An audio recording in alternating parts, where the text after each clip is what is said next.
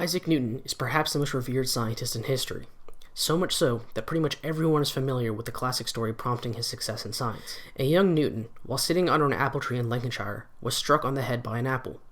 The intrigued Newton then asked the famous question, "Does the moon also fall?" This event inspired him, and in one of the greatest strokes of genius in history, Newton developed the laws of motion and universal gravitation. Although this story is treated as apocryphal by many, some form of the story almost certainly did happen. Newton himself literally told this story to his biographer, William Stukeley. However, some, if not most of the details now commonly ascribed to this story are certainly exaggerated, and some may even be false. Regardless, this story still serves as a great parable for scientific inquiry.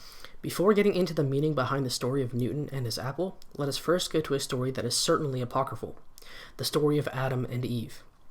Adam and Eve, while living in the Garden of Eden, were given a simple command, a decree from God himself, allowing them both to do as they pleased as long as they abstained from consuming the fruit of one tree. This tree was the tree of knowledge. Consuming the fruit of the tree of knowledge was the only sin there was for them to commit.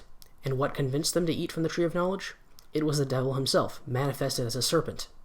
Satan coaxed Eve, who then coaxed Adam to consume its fruit. From there, God banished them from paradise and sentenced them and their progeny to be forever bound to live on earth. Now, let's return to the story of Newton and juxtapose it to the story of Adam and Eve in the Garden of Eden. Imagine that tree under which Newton sat in Lincolnshire to be the tree of knowledge.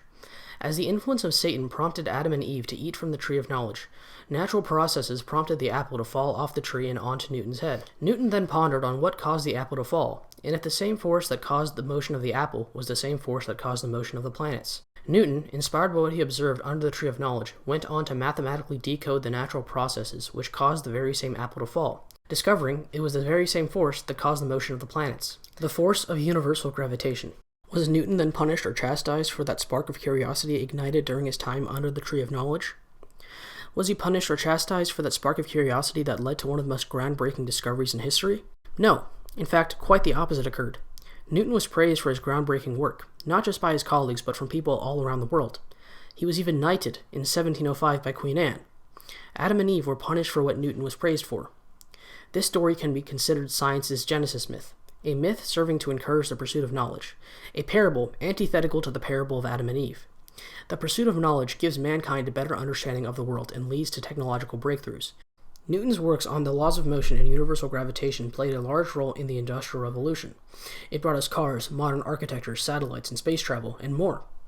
When Newton's story is contrasted with the story of Adam and Eve in the Garden of Eden, it gives a whole new depth of meaning to it. This is the parable of Newton's apple. I was largely inspired to make this video from a passage I read in Yuval Noah Harari's book, Homo Deus. This is a book I highly recommend to anyone, although I would suggest reading his first book, Sapiens, before picking up Homo Deus. Of the books I've read so far, Sapiens is by far my favorite. Anyway, that's all for today, so if you enjoyed the video, please hit that like button and subscribe for more content. Thanks.